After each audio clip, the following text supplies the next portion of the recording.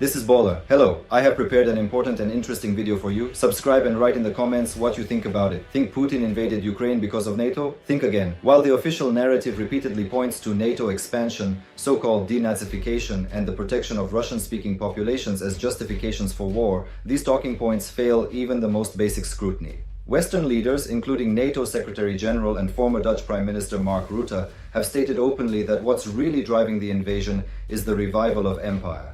Ukraine, in their view, is only the beginning, with the Baltics, Poland, and Moldova potentially next on Putin's list. Yet even this dire warning barely scratches the surface of the real story, because the truth is far more layered, more ancient, and more deliberate than most understand. To truly understand Russia's actions, we must look back well before Putin, decades before, to a time when NATO itself was born.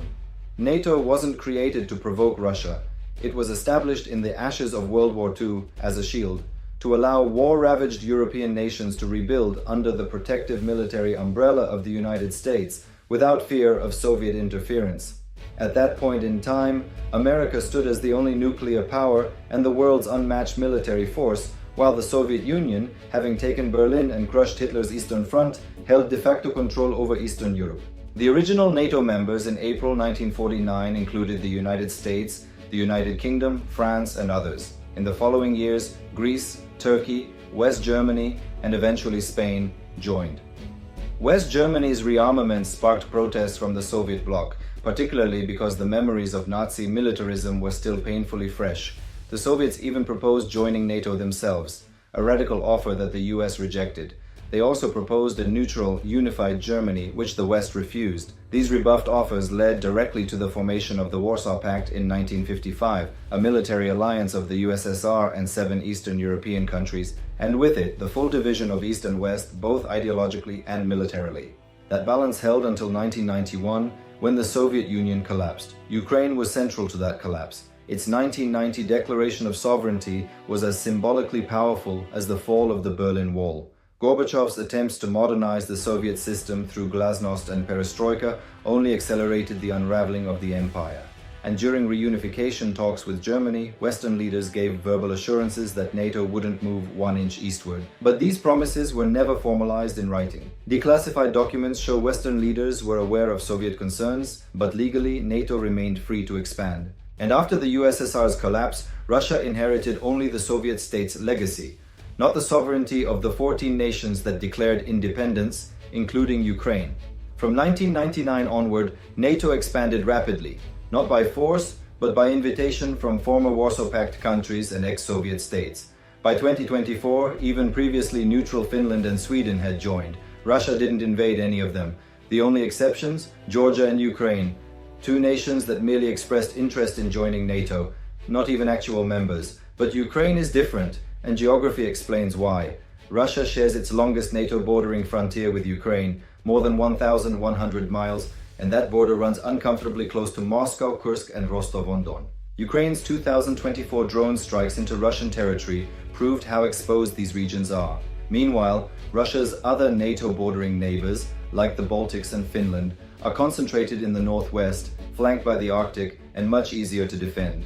Ukraine, by contrast, sits on Russia's vulnerable underbelly, the strategic gateway to the Russian heartland.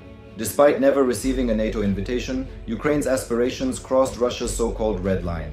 In 2007, Putin gave his now infamous speech at the Munich Security Conference, warning that NATO's expansion eastward would lead to major conflict. Then, US Ambassador to Russia, William Burns, now CIA Director, echoed that sentiment, writing that Ukraine joining NATO was the brightest of all red lines for Russian elites. Still, in 2008, NATO declared that Ukraine and Georgia would one day become members, a symbolic gesture, but one that preceded war with Georgia, and 6 years later, the annexation of Crimea. That annexation, and Russia's subsequent absorption of Donetsk, Luhansk, Kherson, and Zaporizhia, served a strategic purpose: to create frozen conflicts that disqualify these nations from joining NATO, since active territorial disputes prevent membership. The same playbook was used in Georgia with Abkhazia and South Ossetia. Legally speaking, NATO requires countries to have no active territorial disputes.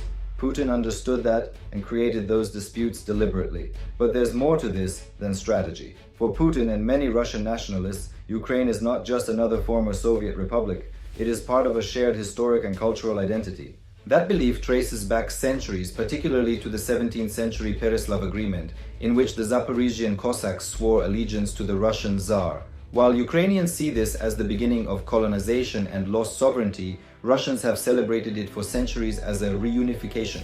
Soviet history emphasized this bond, culminating in the 1954 transfer of Crimea from the Russian Soviet Socialist Republic to the Ukrainian Soviet Socialist Republic, a symbolic act that would echo ominously 60 years later. In 2014, Russia seized Crimea, then in 2022, launched a full-scale invasion. But even then, this war wasn't just about NATO. It was about fear, it was about legacy, it was about an increasingly capable Ukrainian military, strengthened by NATO weapons and training. It was about economic stagnation in Russia, growing dissent, and protests over Navalny.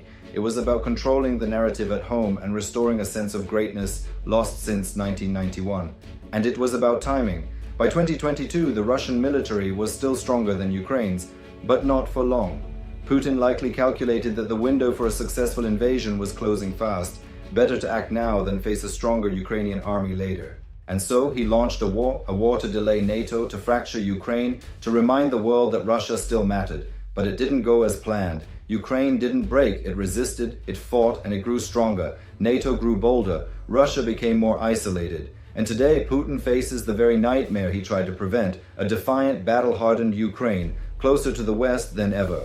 So, was this imperialism, a defensive legacy, a response to perceived betrayal, a fear of military encirclement? The answer is all of the above. But if you still think this war is just about NATO, you're missing the real story.